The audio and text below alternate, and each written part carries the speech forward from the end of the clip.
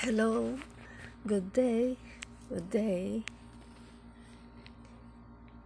I'm here at Tagpos, Binangonan, Rizal, Philippines, and I will show you kung gaano kagagaling ang kahuhusay ang kamay ng mga pintor na gumawa nito.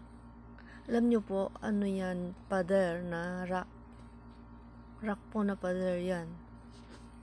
Pero tingnan nyo kung gaano kaganda yung ginawa nila dito. Pininturahan po nila siya.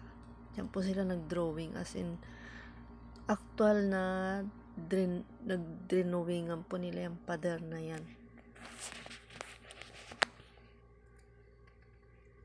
Ang husay po ng mga kamay nila.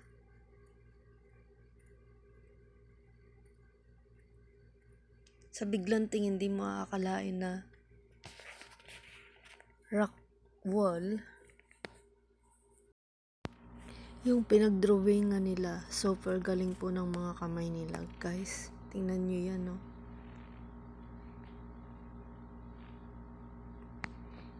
Ang husay nila po talaga, wala akong masasabi. Siguro po kung kayo din yung nakakita sa kanila, ma-amaze po kayo sa husay ng kanilang mga kamay. Kung paano sila gumuhit sa pader na rock.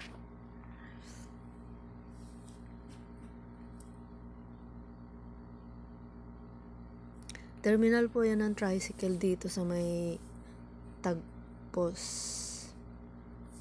Binangonan, Rizal. Makikita nyo po yung mga pangalan ng mga artist na gumuhit niyan. Ayan po, nakasulat dyan yung mga pangalan nila. Sa bawat column na to, andyan po yung mga pangalan nila, guys. Pakatingnan nyo pong mabuti.